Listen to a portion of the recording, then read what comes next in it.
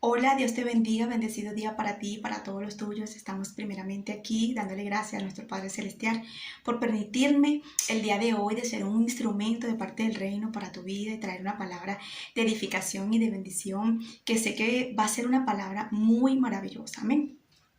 Primeramente que sea el Espíritu Santo fluyendo sobre mí para que esta palabra quede sellada en tu corazón, no nada más para que la guardes, sino también para que la pongas en práctica. Vengo con el tema que dice lo siguiente: no es lo mismo la ira de Dios que en el desierto con Dios. No es lo mismo la ira de Dios sobre cualquier persona que estar en el desierto con Dios. Cuando estamos en el desierto con Dios, Dios está cerca de nosotros. A pesar de que estamos en tribulaciones, en momentos difíciles, en el desierto que representa soledad, representa momentos solos, en el desierto Dios trabaja nuestro carácter, en el desierto Dios trabaja nuestro ánimo, nuestras emociones, en el desierto trabaja muchas áreas de nuestra humanidad para sacar la mejor versión de nosotros. En el desierto Dios siempre va a trabajar la área financiera, muchas cosas en nuestra vida como tal. Pero lo importante, a pesar de las lágrimas y de los momentos difíciles, porque eso no se va a negar que en el desierto va a pasar, pero Dios va a estar. Dios y su manifestación van a estar.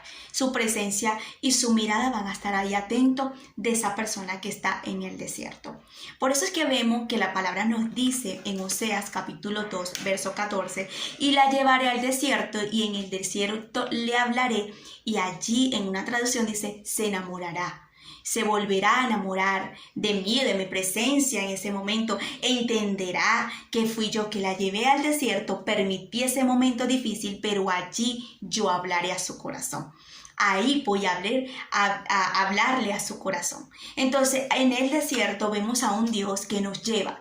Como vemos a un Elías y vemos a un David, que realmente podemos ver, David primeramente estaba pasando por persecución. Dios permitió la persecución de David, que Saúl lo persiguiera, y David estaba en desierto, de cueva en cueva, en desierto, por momentos difíciles. Dios estaba moldeando el carácter de David para poder ser ese rey que Dios quería en la vida de David. Pero vemos a un Dios no impidiendo el desierto ni la cueva, sino que estaba permitiendo.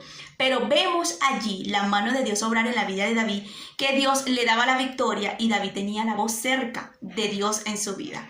Dios tenía en ese momento su mirada puesta sobre David. No lo había dejado, no lo había desamparado, no había apartado su vida sobre él, jamás. Entonces vemos a un David en ese instante, en ese momento, recibiendo de esa guardia, de esa fortaleza, de ese ánimo en medio de una circunstancia difícil de Dios. O sea, es decir, que Dios estaba en el desierto con David, a pesar de que David estaba viviendo tribulaciones y momentos difíciles. Elías también estaba viviendo un momento difícil de espíritu de persecución sobre la vida de Jezabel. ¿Y de dónde se va? Al desierto. Y en el desierto Dios le habló, en el desierto Dios le dijo que se levantara, que comiera, le llevaba los cuervos. En el desierto Dios le dio fuerza y ánimo para que siguiera el camino y el trayecto. Pero Dios estaba cerca, la voz de Dios estaba cerca y su presencia estaba cerca de este hombre también. Es importante que tú y yo prestemos atención. Cuando estamos en el proceso o en la tribulación, Dios está cerca de nosotros porque Dios está trabajando y moldeándonos para sacar la mejor versión de nosotros. La cosa aquí es que cuando la ira de Dios está en contra de nosotros, cuando esa molestia y Dios no está a favor de nosotros. ¿Por qué? Por la desobediencia. Porque un día Dios nos habló, porque un día nos lo advirtió, porque un día Dios quiso en ese instante, en ese momento, tomarnos, dirigirnos, conducirnos, y nosotros no dejamos que Dios hiciera en ese momento de nosotros lo que Él quería, porque fuimos nosotros los que realmente en ese momento decidimos no aceptar lo que Dios quería hacer en nosotros, no aceptar la ayuda de Dios. Y es mejor estar en el desierto, 1000 veces en el desierto, que estar fuera de la voluntad de Dios y sin Dios, y tener la ira de Dios sobre nosotros y la mirada de Dios lejos de nosotros. En una ocasión dice la palabra en Jueces capítulo 2, verso 11, y dice lo siguiente: después los hijos de Israel hicieron lo malos ante los ojos de Jehová. Hicieron lo malo, aborrecieron lo que a Dios le llamaba bueno. Y dice lo siguiente, y sirvieron a los Baales. Dice, y dejaron a Jehová, el Dios de su padre, que los había sacado de la tierra de Egipto. Y se fueron tras otros dioses, los dioses de los pueblos que estaban en sus alrededores, los cuales les adoraron y provocaron a ira a Jehová. Vemos aquí la desobediencia de este pueblo, que provocaron la molestia, la rabia, la ira de Dios en ese instante. Ahí vemos la manera de ellos tomar sus decisiones, irse a sus propios caprichos, deleite, decisiones, y no fueron sabios en ese momento de seguir la voz de Dios, de agarrar esa norma o esa ley que Dios quería para ellos, sino que le llevaron la contraria. Y dice la palabra, y dejaron a Jehová y adoraron a Baal y a Astarot. Yo veo aquí la forma o la manera que ellos dejaron de adorar a Dios para adorar a otros dioses. Y ahí, cuando habla Astarot, era una diosa que realmente ellos adoraban. Y esta diosa los llevaba a conducir a sexualidades incorrectas, muchas cosas ataduras. Y esto lo podemos ver hoy en día. Hay muchas personas en estas condiciones. Un día Dios le habló, un día Dios le dio una advertencia, Dios le dio un consejo, tuvo misericordia, le hablaba con paciencia, con amor, y no quisieron escuchar. Le hicieron lo malo delante de Dios y quisieron siguiendo deleitándose en el pecado. Hasta el punto que llega el verso de la Biblia que dice lo siguiente, que Dios es grande en misericordia, pero tardo para la ira. Es decir, que si el mismo Dios dice que Él es tardo para la ira, porque es que no quiere provocarse su molestia, porque sabe que cuando se molesta, no hay nadie en que lo pare. Entonces nosotros no tenemos que permitir a llegar a ese punto como este pueblo para desobedecer a Dios, en provocarlo, en tentarlo a molestarse y a llevar la ira. Ahí vemos que eso fue lo que pasó y lo que aconteció con ese pueblo. Y una de las cosas que me llamaba la atención de Astarot, esta era una diosa que realmente ellos adoraban. Y esta fue la misma diosa que siguió lo que hizo Salomón, que empezó a adorar a dioses que realmente no era su Dios, que él le había inculcado su padre David. Y ahí vemos la manera que él también cae, en no nada más en adorar a otros dioses, sino también agarrar mujeres que no eran mujeres adecuadas que Dios le había advertido y le había dicho. Y ahí vemos la forma y la manera de que estas personas agarraron su deleite, su capricho, sus decisiones, el pecado, y empezaron a provocar la ira de Dios. Dice lo siguiente, y se encendió contra Israel el furor de Jehová, el cual los entregó en manos de los robadores, que los despojaron, los vendió en manos de sus enemigos alrededor, y no pudieron ya hacer frente a sus enemigos. Dice la palabra que el mismo Dios los entregó en manos de sus enemigos, como cuando tú tienes algo y tú dices, mira, siento que de verdad ya no puedo contigo, que te entrego. Tú sabrás lo que te va a pasar, lo que te va a suceder, pero esto fue lo que tú decidiste.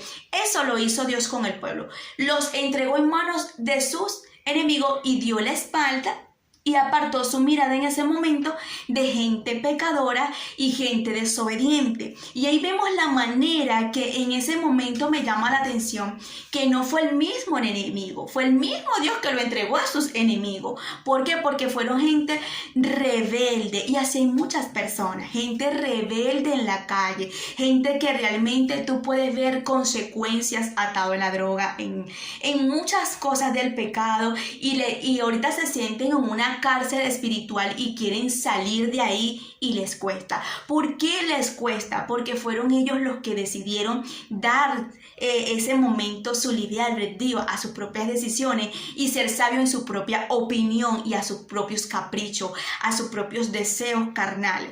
Yo veo aquí la manera de muchas personas hoy en día que realmente Dios les habló, les quiso decir, quiso ayudarlos, pero estas personas no quisieron atender lo que Dios les estaba diciendo en ese momento.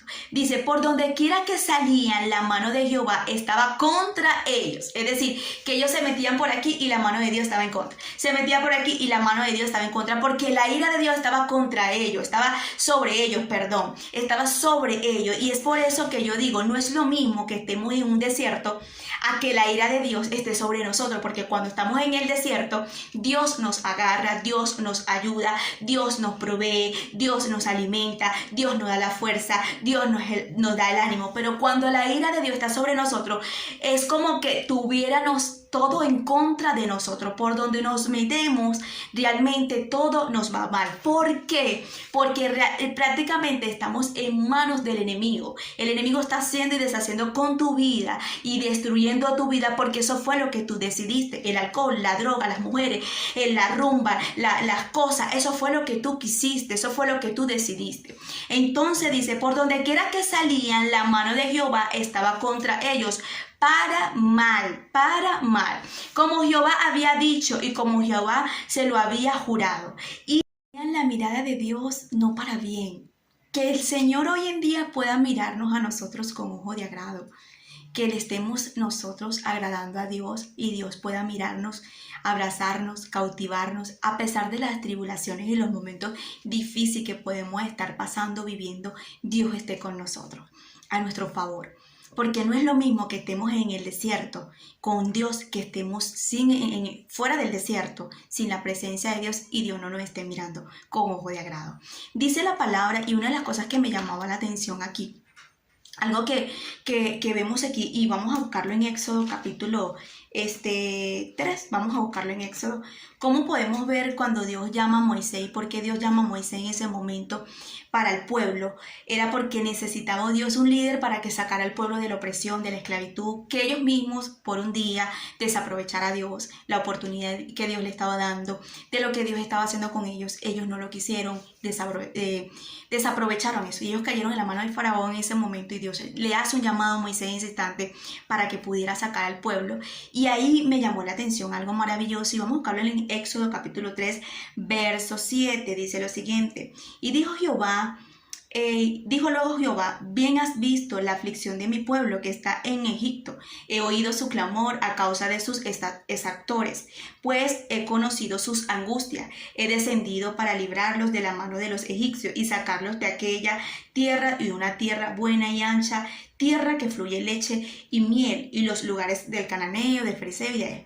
Y ahí vemos la manera que el Señor le hace entender a Moisés en ese instante, o sea, yo voy a sacar a este pueblo de la opresión, de la aflicción, de lo que está viviendo, de lo que está sucediendo, porque un día no me escucharon, porque un día no me atendieron, y a estas personas le costó mucho salir de la mano del faraón. Y yo quiero que hablemos ahorita de eso, de lo siguiente, de lo que el Señor ha puesto en mi corazón, porque es muy importante que nosotros prestemos atención de dejar un legado no nada más en la iglesia, sino también en nuestra casa, porque nosotros tenemos que entender que nuestro ministerio comienza desde la casa, desde tu matrimonio.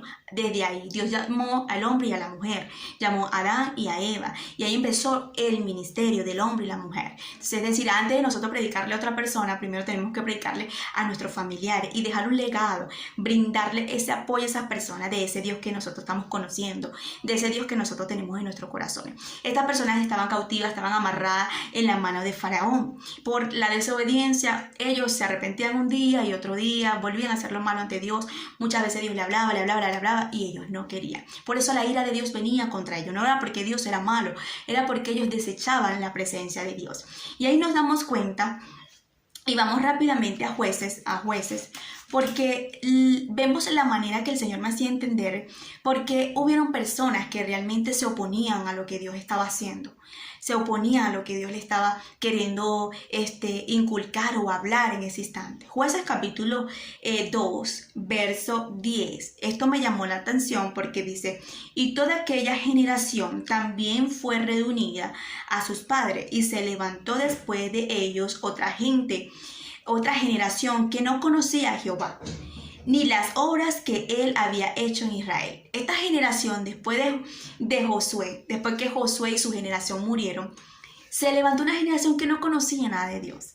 Y ahí cuando Dios me hace entender a mí por qué Faraón no quería soltar al pueblo. de la esclavitud, de la opresión, de que estaban viviendo por sus hechos, por sus acciones, por lo que decidieron. Porque ni fue Dios, ni fue Faraón, fueron ellos los que realmente en un momento y un tiempo decidieron llevarle la contraria a Dios. Siempre le querían llevar la contraria a Dios, y eso lo estamos viviendo hoy en estos tiempos. Gente que quiere hacer sus propias decisiones, tiene sus propios metas y planes, y cuando eso viene a traerle tantas consecuencias y están en una cárcel espiritual y no saben cómo salir, ahí claman, le piden a Dios y empiezan a llorarle a Dios, y les cuesta para salir de allí. Nos cuesta, porque un día yo también estuve allí. Nos cuesta, la desobediencia nos trae realmente muchas consecuencias en nuestra vida y provocamos la ira de Dios como este pueblo. Y esta generación realmente no conocía la voz de Dios, no conocía lo que Dios le estaba diciendo, no conocía lo que Dios, quién era ese Dios. Y vamos ahora a Éxodo capítulo 5, verso 2, y dice lo siguiente. Y Faraón respondió: ¿quién es Jehová para que yo oiga su voz y deje ir a Israel? Yo no conozco a Jehová, ni tampoco dejaré a Israel. Él no quería dejar ir al pueblo. Él no quería dejar salir al pueblo, quizás por egoísmo, quizás porque se sentía autoritario, quizás porque realmente tenía una buena posición. Sí, pero lo que está resaltando aquí la palabra es que él no conocía a Jehová. Y esto me tocó tanto mi corazón, porque habían personas que no conocían a Dios. Y hay tiempos y hay personas, mejor dicho, quise decir, hay personas que no están conociendo ese Dios que tú y yo conocemos. Ese Dios que tú y yo se nos hace fácil de hoy en día hablarle o buscarlo y entender lo que Dios nos quiere hacer entender. Hay personas que no, porque están cautivas, porque están ciegas, porque no saben, porque no le han presentado ese Dios. Una de las cosas que me llamaba la atención, que el poder de Dios empezó a manifestarse sobre la vida de Moisés y Aarón para que el faraón entendiera en ese momento que había un Dios súper mayor que sus dioses, y que había un Dios de autoridad, de poder, de prodigio, de señales, un Dios que era superior de la posición que él podía tener. Entonces yo analizaba aquí la importancia de nosotros dejar un legado y de compartir el evangelio por nuestra familia, empezar por nuestra casa, manifestarle ese Dios en un ejemplo, en un testimonio puro. O sea, que las personas conozcan a ese Dios, porque primero tú lo vivas, tú lo conozcas, tú se lo reflejes con tus acciones, con tus comportamientos. Entonces nosotros necesitamos levantar una generación que conozca a Dios. En estos días compartía por medio de esta pantalla a otras personas y le decía: mira, yo conocí una persona que no conocía a Dios, y todavía hay personas que no conocen a Dios, y es por eso que nosotros tenemos que tener sabiduría para llegarle a las personas y que el Espíritu Santo nos use. Porque una persona me escribió a mí por redes sociales y me dijo: ¿sabes qué? Yo veo todo lo que tú compartes a través de las redes sociales, de tu Facebook, y me llama la atención, me gusta, pero yo no conozco ese Dios. ¿Sabes por qué? Porque yo tengo mis dioses y son mis santos, y eso fue lo que mi mamá me inculcó, eso fue lo que mi mamá me dijo. Y realmente estoy cansada porque no me responden, no me ayudan, no hacen nada. Estoy viviendo una vida muy, muy frustrada en lo que estoy viviendo, pero de verdad, ¿cómo yo hago para conocer ese Dios tuyo? Y ahí yo me quedé impactada, porque no fue su culpa en ese momento que esa persona no había conocido a Dios. Fue que realmente hubo una casa, una mamá y un papá que no conocieron a papá, que no conocieron a Dios, perdón, y no le inculcaron ese Dios. Entonces fue una persona que directamente desde pequeña la metieron en la santería, y ella decidió salir de la santería. Ella, a través de que Dios me usaba cómo hablarle, cómo llegarle, y con la sabiduría de su palabra, yo la convencí en ese momento que había otro Dios, que era mi Dios, y que Él sí la podía ayudar de lo que estaba sucediendo en su vida. Y el Señor en ese momento empezó a tocarla al punto que ella misma decidió y dijo: yo voy a salir de estos santos, de estos muñecos, porque yo de verdad siento que esto no existe. Y ella decidió salir de esa esclavitud, de esa vida de miseria que tenía, de todo lo que estaba pasando y sucediendo sobre su vida. ¿Y por qué te digo esto? Porque hay personas que están viviendo momentos difíciles en su vida, momentos que le está alcanzando la ira de Dios por un papá, por una mamá, que realmente nunca le han presentado a Dios. Y es por eso que nosotros tenemos que dejar un legado, encargarnos de buscar esas almas y de quitarle las vendas y de hablarle que si hay Dios, que se manifiesta, que tiene poder, que todavía sana, que todavía restaura y que todavía tiene el poder. Faraón no tenía el conocimiento de saber quién era Dios. Y otra persona que el Señor me llevó a entender también fue Primera de Samuel.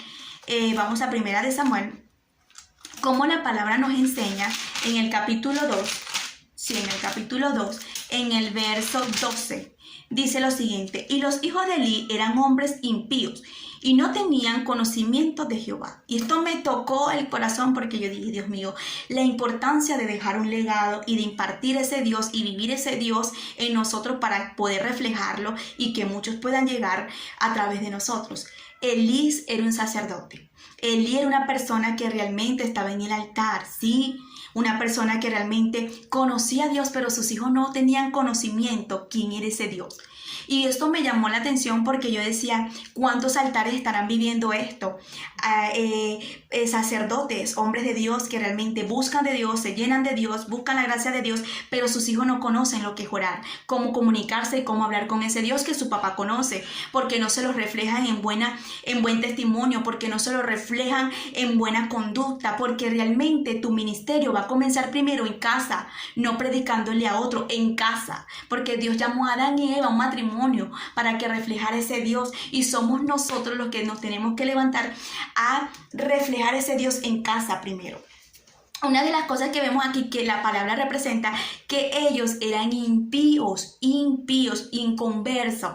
Ok, pero cuando Dios le habla a Samuel, Dios prácticamente permite que la profecía no llegue a los impíos, sino al que lo conocía, al que estaba en el altar, al que estaba allí cerca de Dios. Qué tremendo esto.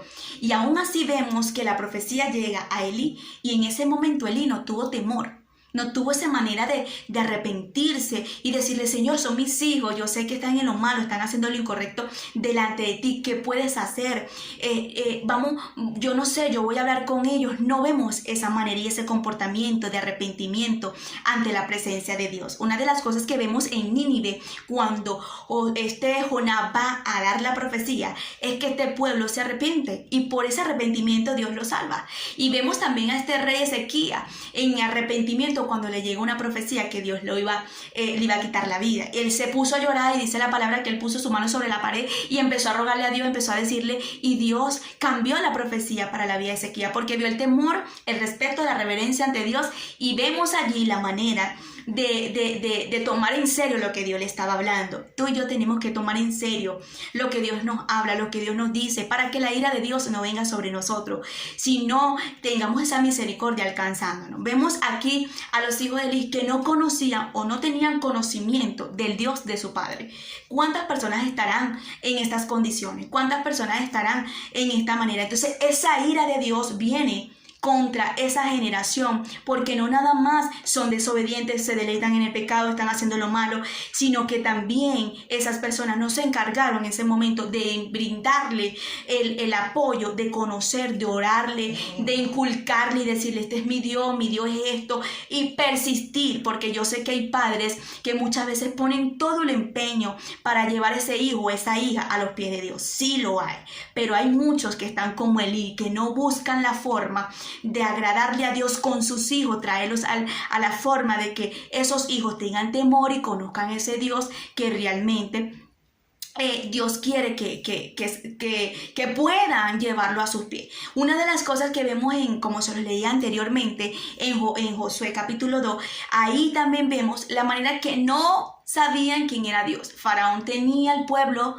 en ese momento también cautivo, atrapado, porque no conocía a Dios. Una persona que realmente no sepa las manifestaciones y el poder de Dios, pero esté cerca de alguien que realmente sí tiene la presencia de Dios, somos nosotros los encargados de pedirle discernimiento a Dios, cómo llegarle a esa persona, cómo tratar con esa persona, cómo decirle a esa persona, es Dios, esto lo hace Él hace esta cosa, y esas personas puedan conocer a ese Dios que tú y yo conocemos. Entonces vemos la manera de en ese momento ver la mano de Dios con su misericordia, a pesar de que somos muchas veces rebeldes, somos personas duras de corazón, somos personas que realmente queremos llevarle la contraria a Dios en muchas cosas. Vemos la manera en Éxodo capítulo 2, verso 24 dice, y oyó Dios el gemido de ellos, y se acordó de su pacto con Abraham, Isaac y Jacob.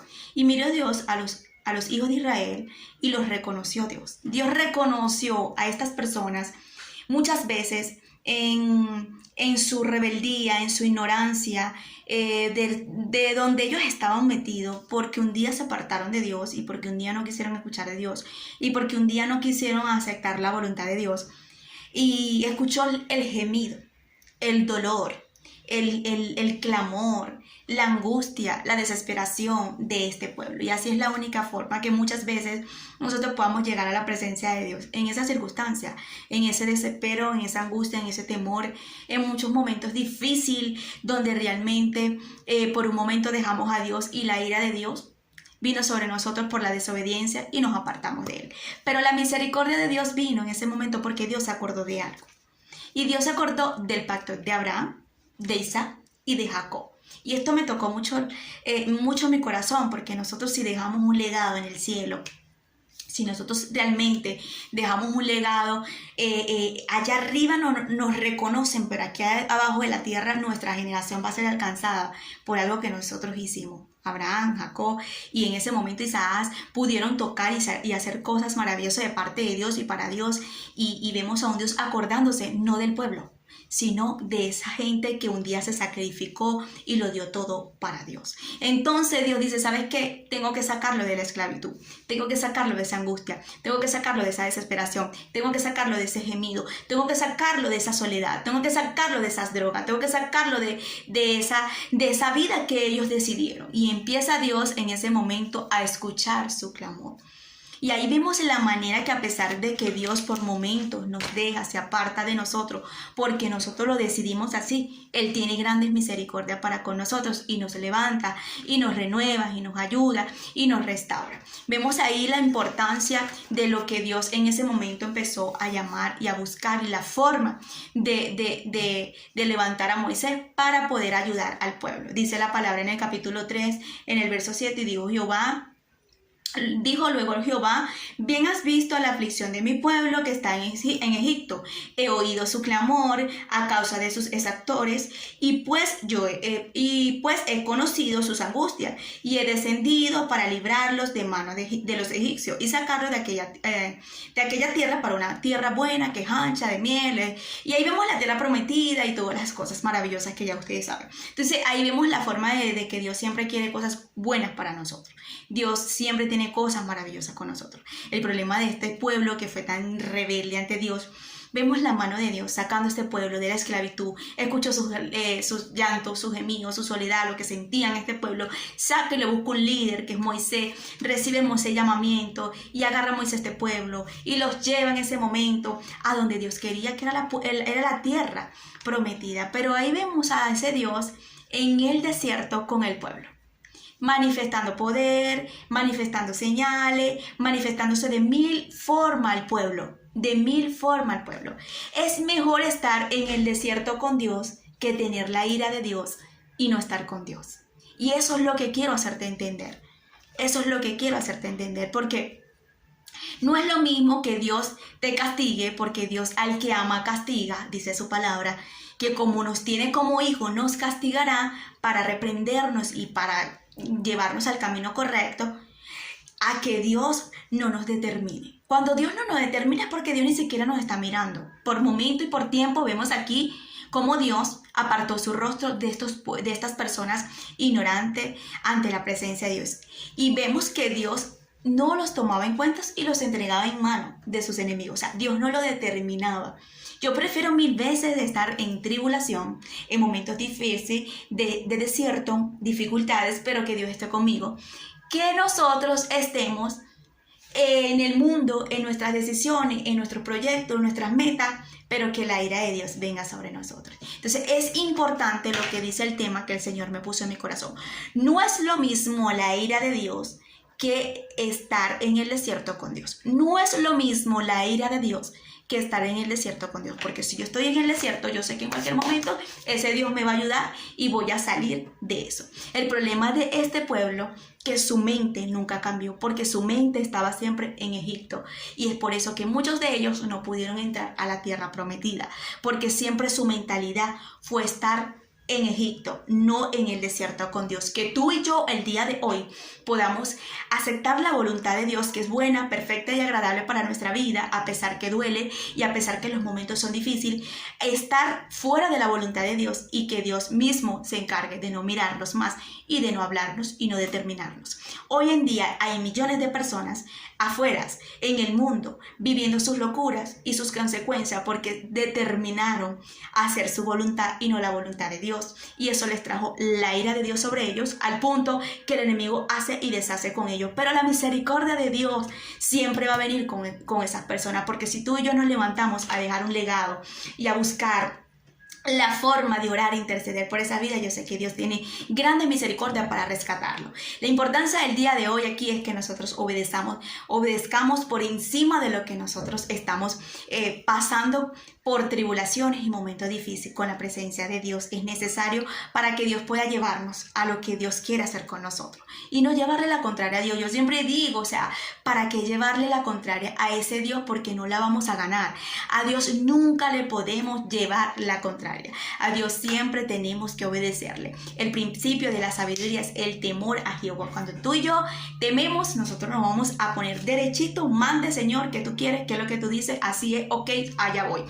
Pero cuando somos rebeldes y tenemos el corazón endurecido y queremos ser sabios en nuestra propia opinión, le queremos llevar la contraria a un Dios que nadie le puede ganar una. Así que nosotros necesitamos el día de hoy que es preferible estar en el desierto con Dios que no estar sin Dios. Entonces, hoy levanta esta palabra no nada más para escucharla, sino para meditarla, ponerla en práctica y ver fruto de ella. Te bendigo, que la paz de Dios te acompañe donde quiera que vaya.